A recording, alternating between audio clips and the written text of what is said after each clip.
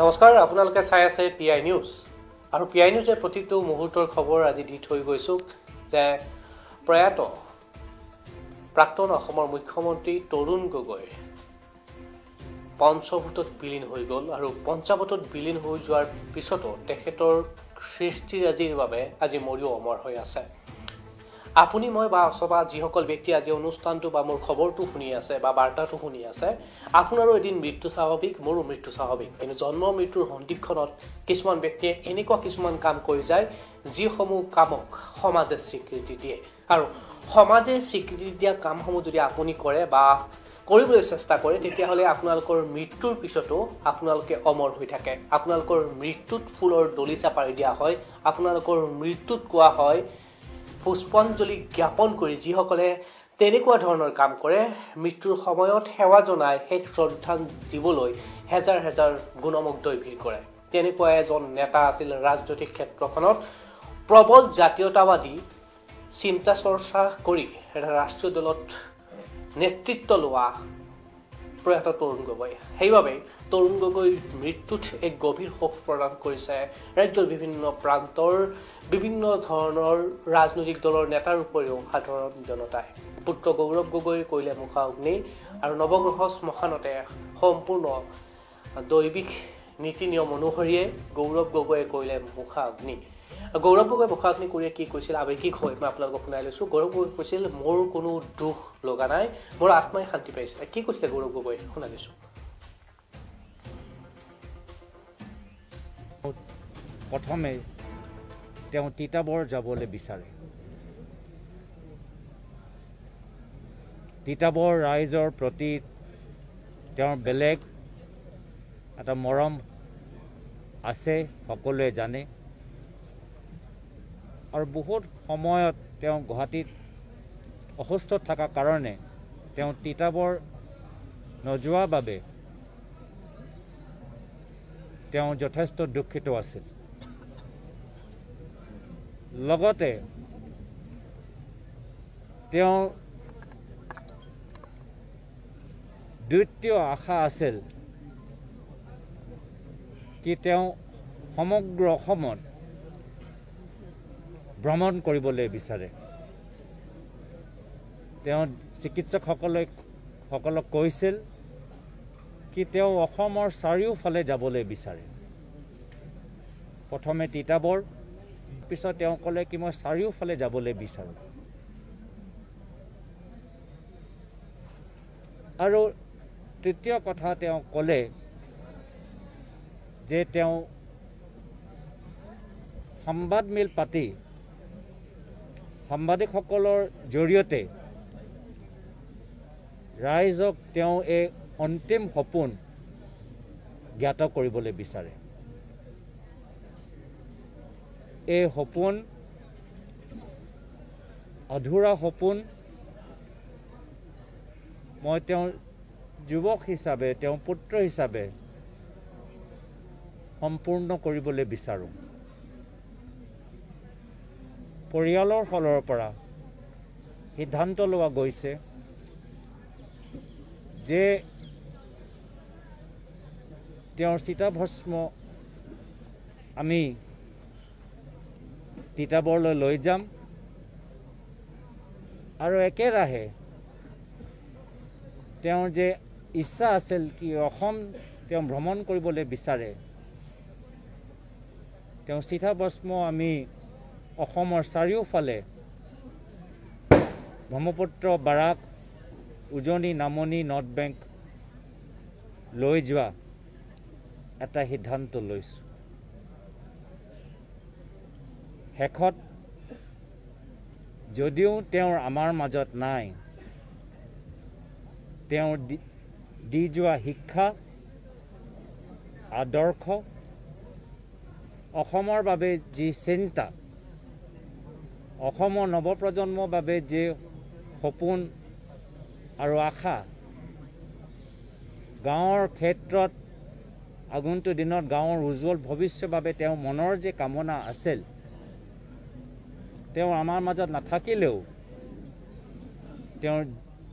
দি যোৱা শিক্ষা, আদৰ্শ, আশা মই তেওঁৰ পুত্ৰ হিচাপে সদায় চিৰতৰুণ ৰাখিম আৰু আগন্তুক দিনত তেওঁ অধুৰা কামখিনি সম্পূৰ্ণ কৰিবলৈ চেষ্টা কৰিম এই ক্ষেত্ৰত ৰাইজৰ পৰা পুনৰবাৰ আশীৰ্বাদ বিচাৰিছোঁ আৰু একেৰাহে পুনৰবাৰ অসমৰ ৰাইজক মই ধন্যবাদ কৃতজ্ঞতা জ্ঞাপন কৰিছোঁ শেষত আমাৰ দলীয় নেতৃত্ব সোনিয়া গান্ধী ডাঙৰীয়ানী তেওঁ যে চিঠি সমবেদনা ব্যক্ত কৰিছে ৰাহুল গান্ধী তেওঁ নিজে ভ্ৰমণ কৰি আহিল ঘৰত আহি মোৰ মাকক লগ পাই গ'ল আৰু আজি জিতেন্দ্ৰ সিং ডাঙৰীয়াও আহি এই অন্তিম সময় যে আমাৰ মাজত থাকিল এয়া আছিলে সাংসদ গৌৰৱ গগৈ তথা প্ৰয়াত অসমৰ প্ৰাক্তন মুখ্যমন্ত্ৰী তৰুণ গগৈৰ একমাত্ৰ পুত্ৰ গৌৰৱ গগৈ আৰু গৌৰৱ গগৈয়ে মুখাগ্নি কৰাৰ পিছত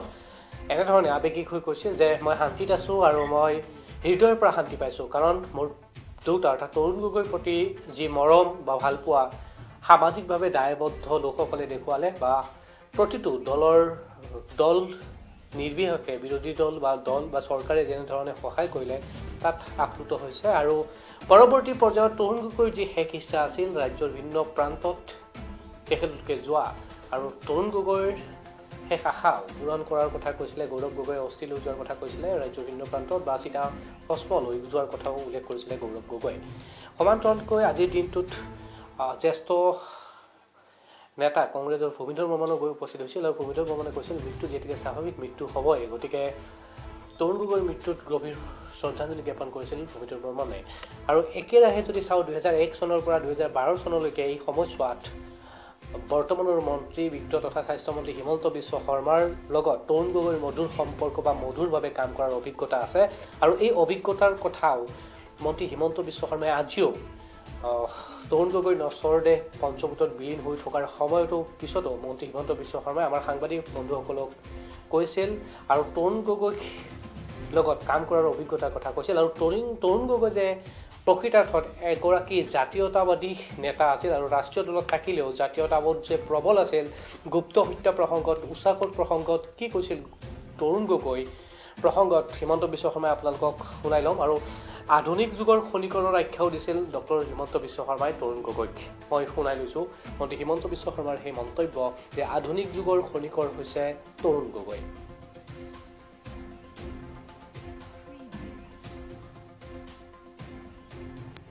মহাপ্ৰয়াণ যাত্ৰা আজি নৱগ্ৰহ শ্মশানত অনুষ্ঠিত হৈছে আৰু মই ভাবোঁ যে তেখেতৰ মৃত্যুৰ লগে লগে অসমৰ ৰাজনৈতিক এটা ডাঙৰ ইতিহাস আজি সমাপ্ত হ'ল এটা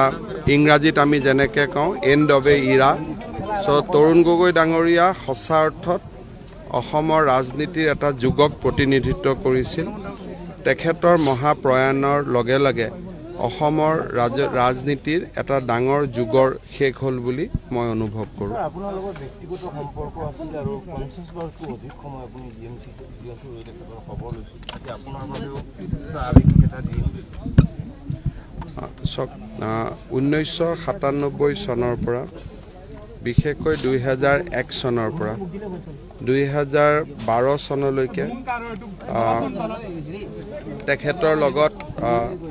এক ঘনিষ্ঠ সম্পৰ্ক মোৰ আছিলে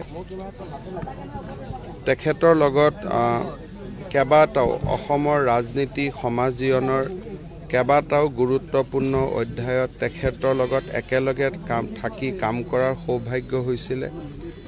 আৰু বিশেষকৈ যোৱাকালি মই কোৱাৰ দৰে তৰুণ গগৈ ডাঙৰীয়াক অসমৰ ৰাইজে কেইটামান অতি গুৰুত্বপূৰ্ণ অধ্যায়ৰ বাবে অসমৰ ৰাইজে সদায় কৃতজ্ঞতাৰে সোঁৱৰিব পোনপ্ৰথমতে আপোনালোকে চাব লাগিব যে তৰুণ গগৈ ডাঙৰীয়াই গুপ্ত হত্যাৰ বিভীষিকাৰ পৰা আমাৰ ৰাজ্যখনক এটা স্বাভাৱিক জীৱনলৈ লৈ আহিছিল।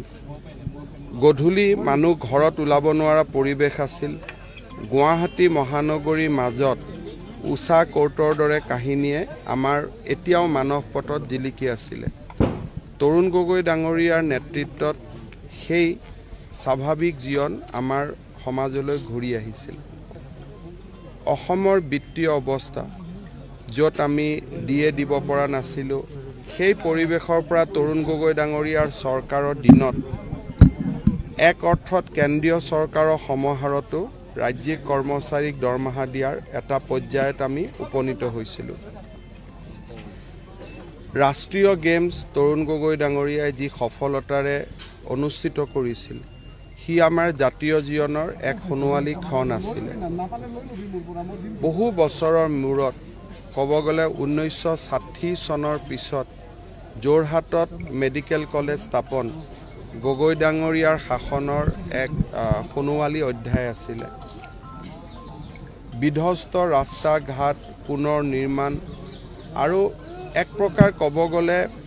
আধুনিক অসমখনৰ খনিকৰ হিচাপে তৰুণ গগৈ ডাঙৰীয়াই কাম কৰিছিল। মই ভাবোঁ যে গগৈ ডাঙৰীয়াৰ মৃত্যুত সঁচাকৈয়ে অসমৰ ৰাইজৰ বৃহৎ ক্ষতি হ'ল। 2001 চনৰ পৰা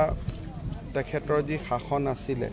অসমৰ বুৰঞ্জীয়ে তাক অসমৰ এক গৌৰৱময় অধ্যায় বুলি সদায় অভিহিত কৰিব। স্যাৰ, আপুনি এদিন সংবাদমেলত কৈছিলে, সাংবাদিকসকলে প্ৰশ্ন কৰোঁতে ধেমেলীয়াকৈ কৈছিলে কথাটো যে তেওঁ গুচি যাব, কিন্তু সঁচাকৈয়ে গুচি গ'ল। চাওক, মই স্পষ্টভাৱে কৈছোঁ যে 2012 চনৰ পিছত তেখেতৰ লগত মোৰ সম্পৰ্ক নাছিলে, কিন্তু ক'ভিডৰ সময়ত তেখেতৰ যিখিনি ৰাজনৈতিক কুচকাৱাজ বা যি ধৰণে তেখেতে নিজক ৰাজনীতিৰ লগত জড়িত কৰিছিল, তাত মই একেবাৰে সন্মত নাছিলোঁ। ব্যক্তিগতভাৱেও তেখেতক মই জনাইছিলোঁ যে ক'ভিড এক ভয়ংকৰ বেমাৰ, গতিকে ইয়াৰ পৰা আঁতৰি থকা উচিত হ'ব। কিন্তু তেখেতৰ জীৱনটো ৰাজনীতিৰ লগত ইমান বেছি জড়িত আছিল আৰু শেষ দিনালৈকে আপোনালোকে জানি আচৰিত হ'ব যে মেডিকেল কলেজত যেতিয়া তেওঁ আছিলে, বিহাৰ ইলেকশ্যনৰ ৰিজাল্ট শেষৰ পৰা অন্তলৈকে তেওঁ চাইছিলে। তেওঁ জীৱনটোৱে ৰাজনীতিৰ লগত একেবাৰে নিবিড়ভাৱে জড়িত হৈ আছিলে। গতিকে ক'লেও বহুত কথা মানুহৰ কাৰণে পালন কৰা অসুবিধা। মই ভাবোঁ যে ৰাজনীতিৰ প্ৰতি থকা তেওঁৰ যিটো অদম্য হেঁপাহ আৰু ইতিবাচক দৃষ্টিভংগীৰে, মই ভাবোঁ যে সেই অদম্য হেঁপাহে তেওঁক আছুতীয়াকৈ থকা, অকলে থকা, সেই কথাবিলাক তেওঁক নিশিকাইছিল আৰু তেওঁ নিজকে সদায় ৰাইজৰ মাজত থাকি ভাল পাইছিল। আৰু আপোনাৰ লগতো বহুত ভাল সময় বহুত গৈছে, হিচাপ কৰিব নোৱাৰে। গাইড হিচাপে আছিলে, ৰাজনৈতিক ক্ষেত্ৰতে হওক বা ব্যক্তিগত ক্ষেত্ৰতে হওক, যথেষ্ট আপোনাৰ প্ৰতি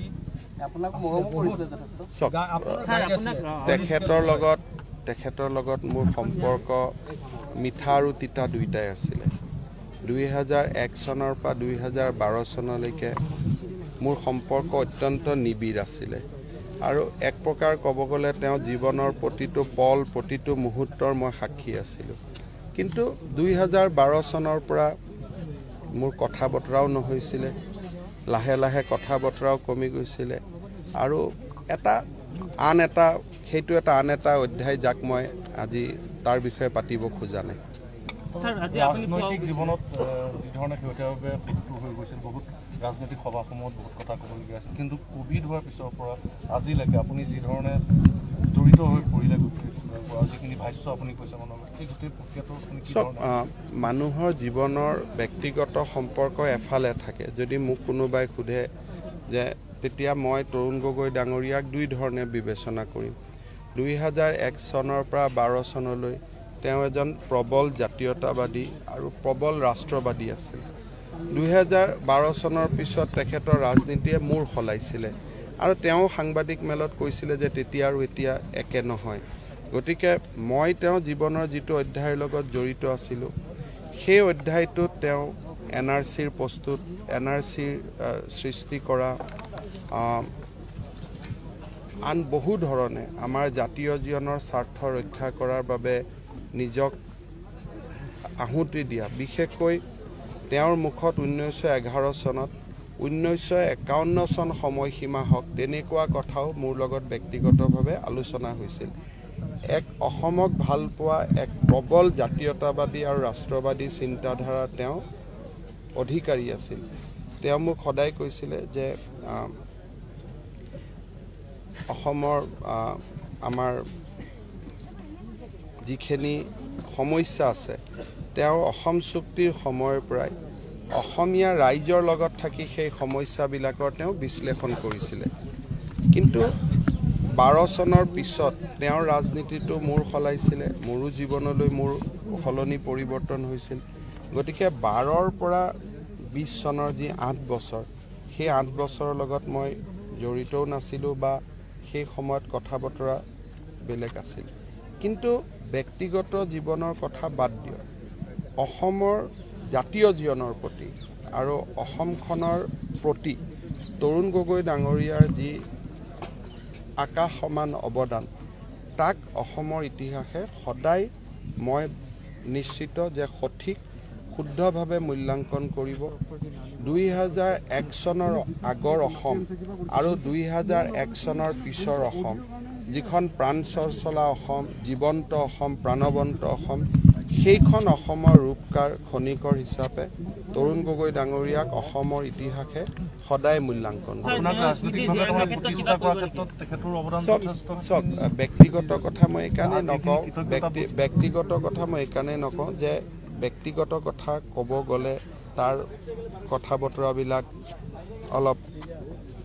যিটো ধৰণে আপোনালোকে বা আমি ভাবিম, তেতিয়া মইতো কাৰোবাক ভাল পাবৰ কাৰণে কিছুমান কথা মই বনায়ো ক'ব নোৱাৰিম। গতিকে মই ভাবোঁ যে এজন মানুহৰ মহাপ্ৰয়াণৰ পিছত জীৱনত থাকোঁতেহে ব্যক্তিগত সম্পৰ্কৰ কথা সোঁৱৰণ হয়। জীৱন এৰি যোৱাৰ পিছত তেওঁৰ সমাজ জীৱনৰ দায়বদ্ধতা আৰু অৱদান, আৰু সেই দিশৰ পৰা মই দ্বিধাহীনভাৱে মই ক'ম যে তৰুণ গগৈ ডাঙৰীয়াৰ অসমৰ জাতীয় জীৱনৰ প্ৰতি যি বিশাল অৱদান, সেই অৱদানক অসমৰ বুৰঞ্জী আৰু ইতিহাসে কেতিয়াও পাহৰিব নোৱাৰে। তেওঁৰ জীৱন, তেওঁৰ মুখ্যমন্ত্ৰীৰ কাল, বিশেষকৈ 2001 চনৰ পৰা 12 চনলৈ সদায় এক সোণোৱালী অধ্যায় ৰূপে স্বীকৃত স্যাৰ। স্মৃতি ৰোমন্থনৰ ক্ষেত্ৰত বা তেওঁ কৈছে যে মাটি বিচাৰি আছিলে দলে, আপোনালোকে বাহিৰত দিম বুলি কৈছে, গতিকে এইটো বিষয়ে কিবা আলোচনা কৰিছে নেকি? এই বিষয়টো মই নাভাবোঁ যে বাহিৰ আৰু ভিতৰ কেনেকুৱা। আজি মহাত্মা গান্ধীৰ শেষ শয়নস্থলী ৰাজঘাট ক'ত? আজি ৰাজীৱ গান্ধী, ইন্দিৰা গান্ধীৰ শেষ শয়নস্থলী শক্তিস্থল ক'ত? দিল্লীৰটো কনাট প্লেচ নহয়। সদায় সমাধিৰ বাবে এনেকুৱা জেগা এডোখৰ বিচাৰি উলিওৱা হয় য'ত নিৰলে কোনোবা তেওঁৰ গুণমুগ্ধ হৈ গৈ সময় কটাব পাৰে। ট্ৰাক, বাছ, প্ৰদূষণৰ পৰা দূৰত অলপমান স্বাভাৱিক পাহাৰ, ভৈয়াম, নদী, এনেকুৱা এটা পৰিৱেশত সমাধি ক্ষেত্ৰ নিৰ্মাণ হয়। সেই দৃষ্টিভংগীৰ পৰা শৰাইঘাট ৰণৰ স্মৃতি বিজড়িত, আলাবৈ ৰণৰ স্মৃতি বিজড়িত, চিলাৰায়ৰ প্ৰতিমূৰ্তি বিৰাজিত, আৰু ৰাজীৱ গান্ধী তেওঁৰ নেতা ৰাজীৱ গান্ধী ইণ্ডোৰ ষ্টেডিয়ামত ৰাজীৱ গান্ধীৰ নামত উৎসৰ্গিত সেই বৃহৎ ইণ্ডোৰ ষ্টেডিয়ামৰ সন্মুখত তেখেতৰ বাবে আমি এডোখৰ ভূমি ঠিক কৰিছিলোঁ সমাধিৰ বাবে। কিন্তু প্ৰদেশ কংগ্ৰেছ কমিটি আৰু পৰিয়ালৰ সিদ্ধান্ত আছিল যে নহয়, মই মাটিডোখৰ চাবৰ কাৰণেও লগ কৰিছিলোঁ। তেওঁলোকে ক'লে যে হিমন্ত, আমি ভাল পাইছোঁ, কিন্তু আমি নৱগ্ৰহ শ্মশানতে কৰিম। গতিকে পৰিয়ালৰ চিন্তাক আমি আৰু তাক বিশ্লেষণ কৰা উচিত নহয়, কাৰণ পৰিয়ালে যিটো সিদ্ধান্ত লৈছে সেই সিদ্ধান্তৰ লগতে আমি যোৱা উচিত। মই ৰাতিপুৱা শ্ৰীমতী ডলি গগৈ ডাঙৰীয়ানীক সাক্ষাৎ কৰিছিলোঁ আৰু মই কৈছিলোঁ যে আমাৰ অসম ছেক্ৰেটেৰিয়েটৰ যি নতুন পাৰ্কিং চৌহদ আমি বনাইছোঁ, তাতে মুখ্যমন্ত্ৰী তৰুণ গগৈ ডাঙৰীয়াৰ, প্ৰাক্তন মুখ্যমন্ত্ৰী তৰুণ গগৈ ডাঙৰীয়াৰ শ্ৰাদ্ধ বা আন কামখিনি আমি সমাপন কৰিব পাৰোঁ। তেখেতসকলে মোক কৈছে আমি জনাম। গতিকে আমি সেই স্থানো চৰকাৰৰ ফালৰ পৰা প্ৰস্তুত কৰি ৰাখিম। যদি পৰিয়ালে বিচাৰে শ্ৰাদ্ধ তাতে পাতিব পাৰিব। তাৰ উপৰিও মই ৰাতিপুৱা এইখিনিও গৈ কৈ থৈ আহিছোঁ যে যেতিয়ালৈকে গৌৰৱ গগৈ ডাঙৰীয়া দলি গগৈ ডাঙৰীয়ানী যিমান দিনলৈকে আমাৰ দিছপুৰৰ চৰকাৰী আৱাসত থাকিব খোজে তেওঁলোকে থাকিব পাৰিব চৰকাৰৰ ফালৰ পৰা তাত কোনো অসুবিধা নাই ৰাতিপুৱা মই বাইদেউক নিজে সাক্ষাৎ কৰি এই দুইটা কথাই মই তেখেতক জনাই অসমৰ প্ৰাক্তন মুখ্যমন্ত্ৰী তৰুণ গগৈ ডাঙৰীয়াৰ আছিলে মন্ত্ৰী হিমন্ত বিশ্ব শৰ্মা আৰু তেখেতে ক'লে যে ৰাজনৈতিক ক্ষেত্ৰখনত তৰুণ গগৈৰ লগত তেখেতৰ কি সম্পৰ্ক আছিল আৰু 2001 চনৰ পৰা 12 চনলৈকে কি সম্পৰ্ক আছিল আৰু কোভিড আক্ৰান্ত হোৱাৰ পিছত GMCHত যেতিয়া ট্ৰিটমেণ্ট চলি আছিল সেই সময়ত তৰুণ গগৈৰ সৈতে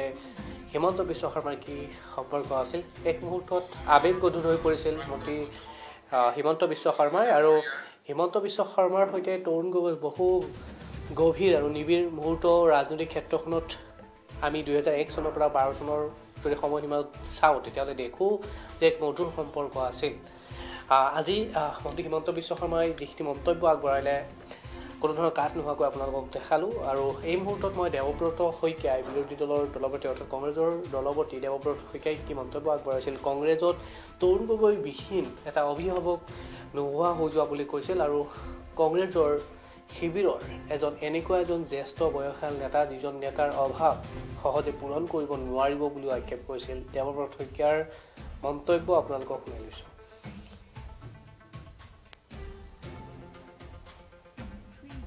দ্বাৰা অসম জৰ্জৰিত হৈছিল তেখেতে নিজৰ সকলো অভিজ্ঞতা আৰু বিচক্ষণৰ দ্বাৰা অসমলৈ শান্তি উভতাই অনাত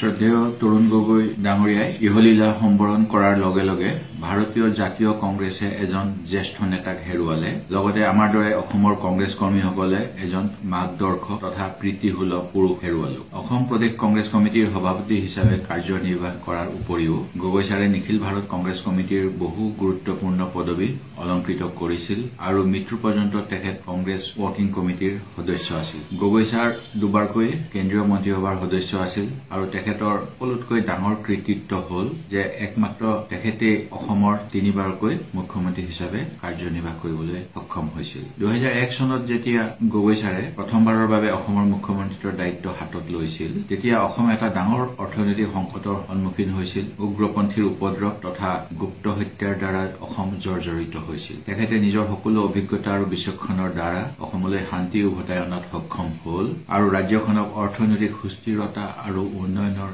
পথ প্ৰশস্ত কৰিলে গগৈ ছাৰৰ 15 বছৰীয়া কাৰ্যকালত অসমত প্ৰথমবাৰৰ বাবে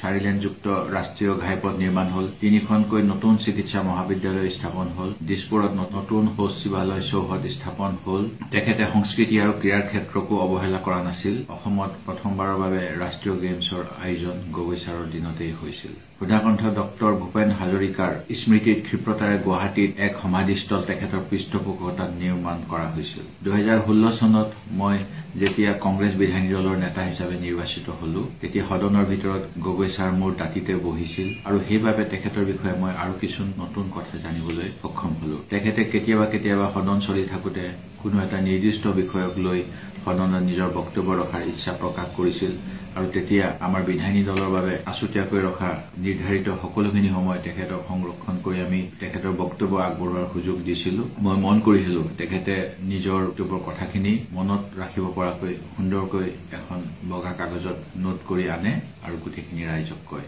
গগৈ ছাৰ অতি সৰল মানুহ আছিল আৰু এই কথাটোৰ প্ৰমাণ মই একাধিকবাৰ পাইছিলোঁ গগৈ ছাৰে এই বহুবাৰ কৈছিল আৰু মই যদি তেখেতৰ কথাকে আওৰাও তেতিয়াহ'লে মানুহক সহজতে বিশ্বাসত লৈ লওঁ এই কথা ছাৰৰ এটা তেখেতৰ সৰলতাৰ অকপট স্বীকাৰোক্তি মই তেখেতৰ বিদেহ আত্মাৰ চিৰশান্তিৰ বাবে ঈশ্বৰৰ ওচৰত প্ৰাৰ্থনা জনাইছো যিহেতু মই মোৰ সংসদীয় জীৱন মোৰ পিতৃ ঢুকুৱাৰ পিছতহে আৰম্ভ কৰিছিলো মোৰ নিজৰ ৰাজনৈতিক জীৱনৰ এজন গুৰু হেৰুৱালো বুলি আজি অনুভৱ কৰোঁ আৰু পৰিয়ালৰ সকলোলৈকে মোৰ আন্তৰিক সমবেদনা জ্ঞাপন কৰিলো শ্ৰদ্ধেয় তৰুণ গগৈ ডাঙৰীয়াই ইহলীলা সম্বৰণ কৰাৰ লগে লগে ভাৰতীয় জাতীয় কংগ্ৰেছে এয়া আছিলে দেৱব্ৰত শইকীয়া আৰু তেখেতৰ মন্তব্য আগবঢ়ালে তৰুণ গগৈ প্ৰসংগত আৰু আজি পঞ্চমুখত ক্ষমা কৰিব আজি পঞ্চমুখত বিলীন হৈ গ'ল জননেতা তৰুণ গগৈ আৰু PI নিউজৰ তৰফৰ পৰাও এই জননেতাগৰাকীৰ শ্ৰদ্ধাঞ্জলি জ্ঞাপন কৰিছোঁ আৰু বিদেশী আত্মাৰ সদ্গতি কামনা কৰি মই বিদায় লৈছোঁ। চাই থাকিব আপোনালোকৰ প্ৰিয় চেনেল PI নিউজ, ৰাইজৰ দ্বাৰা ৰাইজৰ বাবে। ধন্যবাদ।